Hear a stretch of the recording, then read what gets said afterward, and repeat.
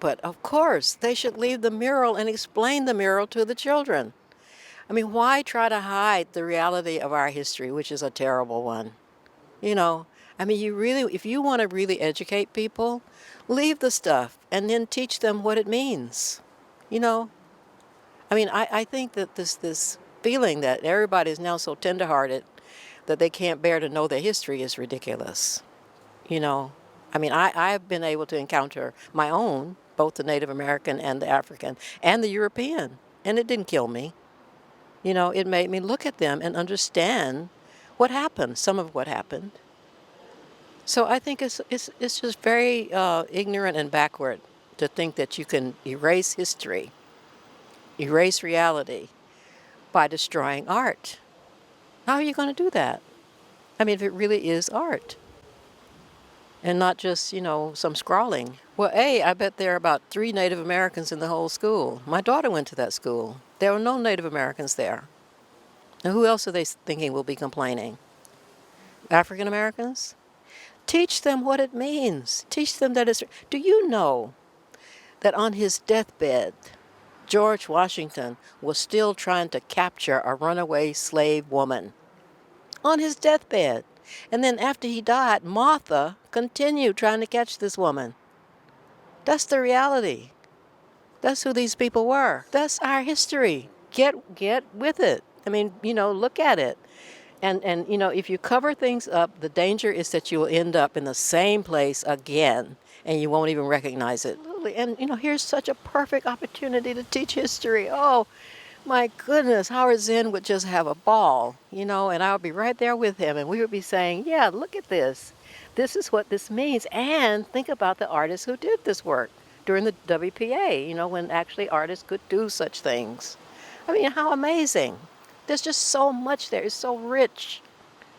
And I have the feeling that young people, if you don't scare them to death, by denying reality, they're hardy.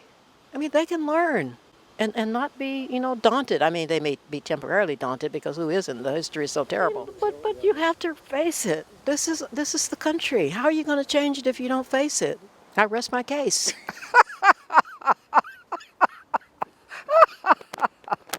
Woo! They may have cut back programs for art and teachers, and they don't know how to do signage anyhow.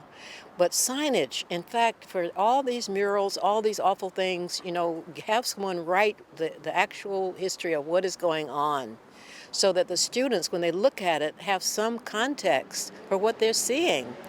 In fact, I'm in favor of them taking all those war memorials in the South, where I'm from, and putting them all, gathering all of them up and putting them on a battlefield somewhere that's also a park, and writing on the stone. I want it in stone so that it will last forever and that people can actually see. I want them to write the history of the Civil War so that people actually understand why, we have all this anguish. I mean, literal anguish over hundreds of years in my part of the world. So it's forever. Yes. But people need to, the students, I mean, I have so much faith in the brilliance and in the heart of the young. I mean, I was young myself, and I'm still, aware that I needed to know the reality, not the fable, in order to grow as a full human being, And your daughter went to Washington. Was she traumatized by those murals? My daughter went to Washington High, and she was not. I mean, I am her mother, and she said at some point, probably, I don't remember this, but she probably said, well, there's this mural, and there are these, well, on the other hand, I taught her already about Native Americans and the history of this country and how they were brutalized and often defeated, and Africans were enslaved. And so teach your children so that when they encounter something that may upset them, they won't be ignorant. They'll say, oh, that's what that is. And just for him to have done that is pretty amazing, because that's counter narrative to the stereotype of Washington in the history of the United States. No, I'm all in favor of him as an artist. I'm always in favor of the artist. The artist is the one who sees forever. The artist is the one who makes it possible for us to have any understanding of reality. God has blessed him.